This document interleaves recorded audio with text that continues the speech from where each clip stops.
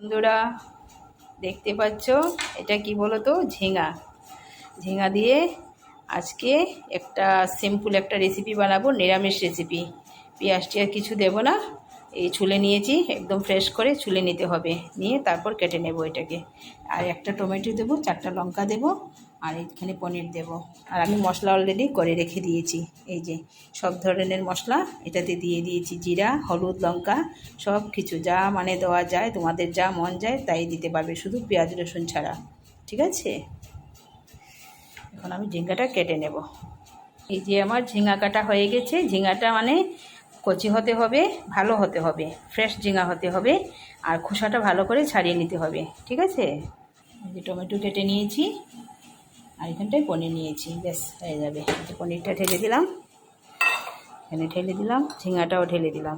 একদম গরমে তো আগুনের তাপে বেশি থাকা ভালো না, তার জন্য আমি এই সিম্পল রান্নাটা করছি, যাতে আমার টমেটোটা দিয়ে দেব, মশলাটাও দিয়ে দেবো, এটাতে আমি নুন টুন সব দিয়ে দিয়েছি একসাথে। লাস্টে এটা ধুয়ে দিয়ে দেব।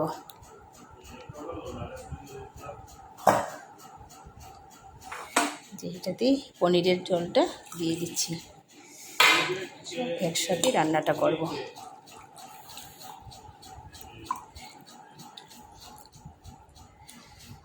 যদি তোমরা ঝিঙ্গা ভাপা বলতে পারো। আর একটুখানি দই দেব, এই যে এখন আমি ভালো করে এটাকে হাতা দিয়ে নাড়ব।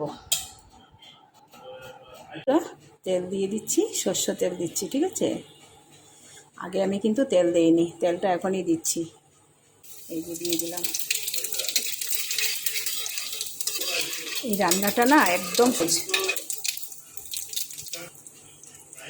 এই যে দিয়ে দিলাম, ঠিক আছে, সব দিয়ে দিলাম একসাথে।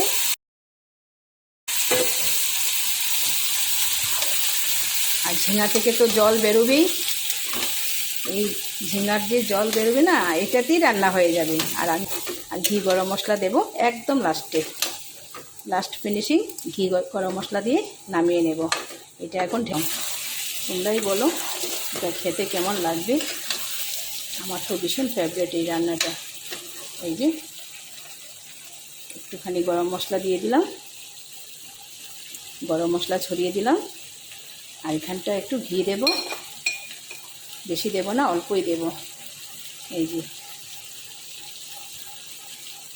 এটাকে মাছ মাংস সব কিছুই হার মানিয়ে দেবে, একটু টেস্টি হয়, রুটি পরোটা সব কিছুতেই ভালো লাগে। একবার ঘরে বানিয়ে খাবে, তাহলেই বুঝতে পারবে। এই যে নামিয়ে নেব, হয়ে গেছে। ঠিক আছে, এরকম থাকবে, থকথকে থাকবে, মাখা মাখা। পনিরও আছে, খুব টেস্টি রান্না এটা। একবার ঘরে বানিয়ে খাবে, ঝিঙা থাকতে থাকতে, ফ্রেশ ঝিঙা থাকতে থাকতে বানিয়ে খাবে। ঠিক আছে, আজকে তাহলে এখানে রেখে দিলাম। Bye bye.